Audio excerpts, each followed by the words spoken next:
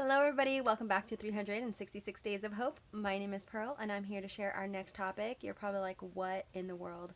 She usually sets it up with a nice background, but you know what? It's real life, and I just decided I'm going to share it because this is something I found, excuse my voice, while I was packing, or I should say repacking, because I'm going through a ton of things right now and decluttering, so that's why the place is a mess. But I found this. It's my journal, and it was from 2006, and I wrote down characteristics of my ideal husband a year before I was getting married. So a Christian enjoys, so that was one of my lists. They had to be a Christian.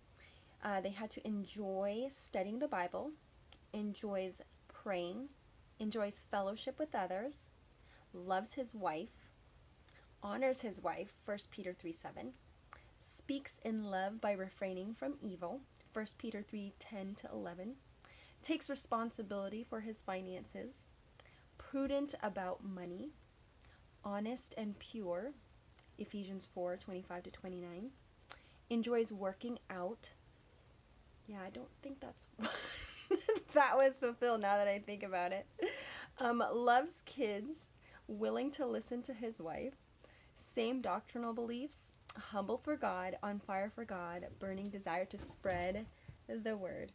Guys, I just thought it was so funny because I later, I guess, took a note on here. It says, wow, what answered prayers? Looking back at this list, that's late, February 4th, 2012. So I was looking at this a day before my husband's birthday, in 2012, and I just am so shocked that you look back at some of these little things that were just asking of God, and not saying that I believe in that whole quote manifestation thing. That's not it, but like when you are committing to God the things that you desire for your spouse, it's so important. And I know I've said this before, but if you are single and you are looking for your ideal person, really take into account the type of qualities you want to have in your spouse. A lot of times we just think, oh, we're just getting into the dating scene because we just want to have fun, or eventually we'll find someone.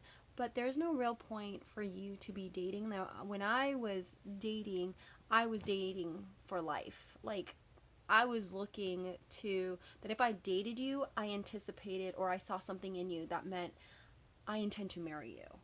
And that was just the way I wanted, because I saw so many people go on multiple dates, and I'm guilty of that early on in my life. And luckily I learned, I'm a quick learner sometimes. But basically just learning from my mistakes and just thinking, you know what, I don't want to be dating somebody for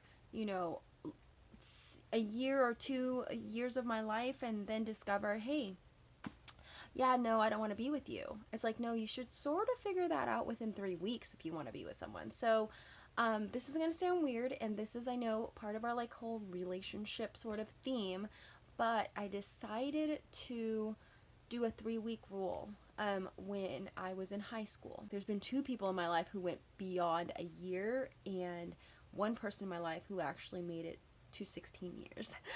So that goes to show that it does work. Within 3 weeks you should be able to know if that person has qualities of a person that is going to be a ride or die type of person for you, meaning they're not going to be there to just mess with your heart. And usually I think the wise thing is, don't jump into a relationship. Really get to know the person before you even dive into a dating relationship. So that way you can spare yourself heartache, and you can spare yourself unneeded experiences that people talk about, because in all honesty, why go through the process? It's not worth it. And then usually I tell people this: if you date a person and then you break up, there is something that gets left by that other person, especially if you have given your heart over emotionally and, unfortunately, even sexually, whether you like to or even want to.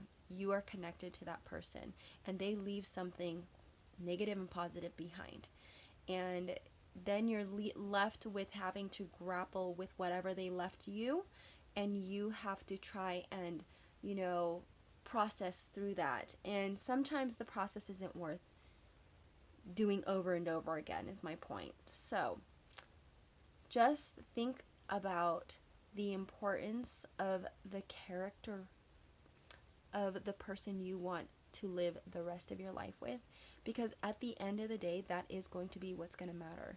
Do they love you, and do they treat you with kindness in their love? Sorry, my cats are just going crazy right now.